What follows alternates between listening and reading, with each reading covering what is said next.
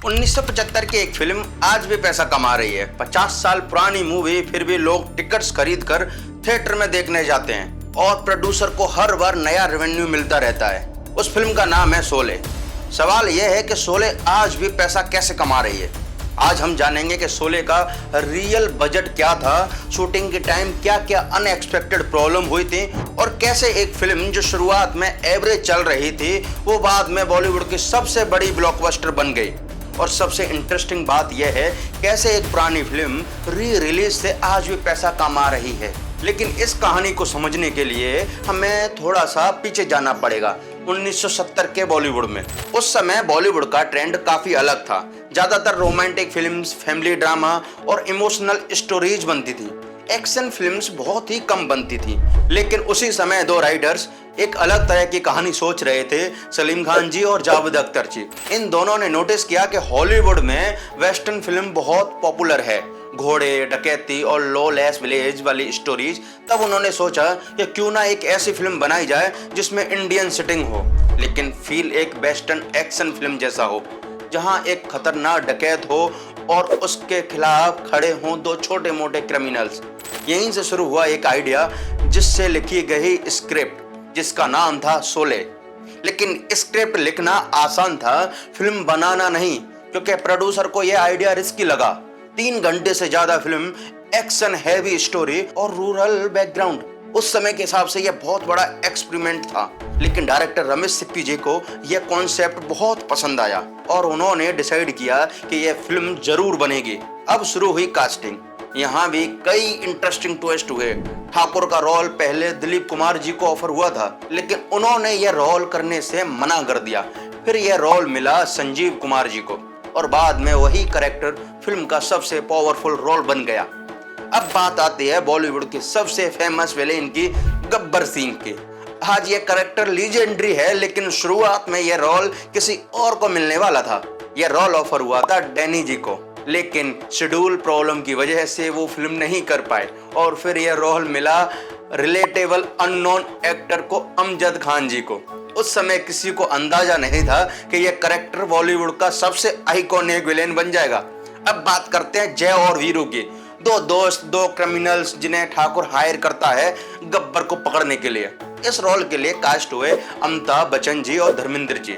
उस समय Dharmendra ji already star थे, लेकिन अमिताभ बच्चन जी का करियर स्ट्रगल में था। उनकी कई फिल्म फ्लॉप हो चुकी थी, लेकिन शोले ने उनका करियर पूरी तरह बदल दिया। अब शुरू हुई शूटिंग। लोकेशन चुनी गई रामानगर, कर्नाटका।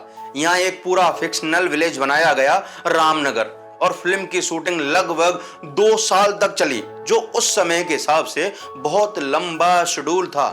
लेकिन यहाँ एक बड़ी प्रॉब्लम थी, फिल्म का बजट लगातार बढ़ रहा था, क्योंकि डायरेक्टर को हर सीन ग्रैंड चाहिए था। Action scene, wild landscape shots, और फिल्म को शूट किया गया 70 mm फॉर्मेट में, जो उस समय इंडिया में बहुत रेयर था। इस वजह से प्रोडक्शन कॉस्ट लगातार बढ़ती चली गई और एक फेमस सीन जिसे शूट करने में भी काफी टाइम लगा, गब्बर सिंह का डायलॉग, कितने आदमी थे। यह सीन कई टेक्स में शूट हुआ था, लेकिन जब फिल्म रिलीज हुई तो यही डायलॉग हिस्ट्री बन गया। लेकिन असली ट्विस्ट अब आने वाला था। जब शोले थिएटर में रिलीज हुई तो शुरुआत का रेस्पॉन्स एवरेज था। क्रिटिक्स ने भी मिक्स रिव्यूज दिए थे। कुछ लोगों ने तो बोल दिया यार बहुत लंबी फिल्म है, कुछ लोगों ने फिल्म को बहुत वायलेंट बताया। प्रोड्यूसर को लगा कि शायद फिल्म फ्लॉप हो जाएगी, लेकिन फिर कुछ अनएक्सपेक्टेड हुआ। धीरे धीरे माउथ पब्लिसिटी से लोग अपने दोस्तों को फिल्म रिकमेंड करने लगे, ऑडियंस रिपीट व्यूइंग करने लगी, डायलॉग्स वायरल हो गए, कितने आदमी थे, ये हाथ मुझे दे दे ठाकुर, और धीरे धीरे शोले बन गई इंडिया की बिगेस्ट ब्लॉकबस्टर में से एक। अब बात करते हैं फिल्म के बिजनेस की। शोले का बजट लगभग 3 करोड़ रुपए था।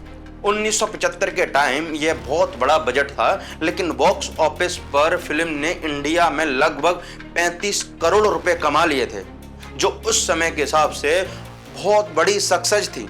लेकिन फिल्म की कमाई यहीं खत्म नहीं हुई, असल गेम तो बाद में शुरू हुआ।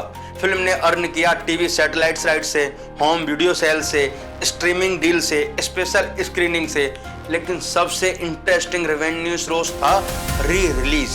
नॉर्मली फिल्म्स कुछ हफ्तों तक थिएटर में चलती हैं, फिर उनका थिएट्रिकल लाइफ खत्म हो जाता है। लेकिन शोले के साथ कुछ अलग हुआ। फिल्म एक कल्ट क्लासिक बन गई। हर जनरेशन इस फिल्म को देखना चाहती है, इसलिए थिएटर्स और डिस्ट्रीब्यूटर्स समय समय पर फिल्म को री रिलीज करते रहते हैं। एग्जाम्पल के लिए 2014 में शोले को 3D वर्जन में री रिलीज किया गया था और उस समय भी फिल्म ने करोड़ों रुपए कमाए। मतलब कि एक फिल्म जो 1975 में बनी थी वो डिकेड्स बाद भी रेवेन्यू जनरेट कर रही थी। यही फिल्म इंडस्ट्री का एक हिडन बिजनेस सीक्रेट है, जिसे कहते हैं लेजेसी आईपी। आईपी मतलब इंटेलेक्चुअल प्रॉपर्टी। अगर कोई फिल्म आइकॉनिक बन जाए तो उसकी वैल्यू सालों तक खत्म नहीं होती। उस फिल्म को बार बार मोनेटाइज किया जा सकता है। Re release, streaming deals, TV rights, special screening, और इस तरह एक फिल्म बन जाती है long term money making assist. और शोले बॉलीवुड का परफेक्ट एग्जाम्पल है। फिल्म इंडस्ट्री में सक्सेस सिर्फ ओपनिंग वीकेंड से डिसाइड नहीं होती। कभी कभी एक फिल्म 50 साल बाद भी पैसा कमा रही होती है, और शोले ने प्रूव कर दिया। अगर फिल्म ऑडियंस के दिल में बस जाए तो वो सिर्फ मूवी नहीं रहती, वो एक ब्रांड बन जाती है। अब मुझे कमेंट में बताओ कि आपके हिसाब से बॉलीवुड की कौन सी पुरानी फिल्म री रिलीज हो तो फिर से थिएटर में हिट हो सकती है? क्या शोले जैसा क्रेज किसी और फिल्म में पॉसिबल है? हाँ या ना? कमेंट में अपनी फिल्म जरूर लिखो। और अगर आपको फिल्म इंडस्ट्री की hidden business secret, box office stories और मूवी फाइनेंस ब्रेकडाउन बहुत पसंद हैं तो वीडियो को लाइक करो, VUS फाइनेंस को सब्सक्राइब करो और बेल आइकन जरूर दबाओ। धन्यवाद, मिलते हैं अगली वीडियो में।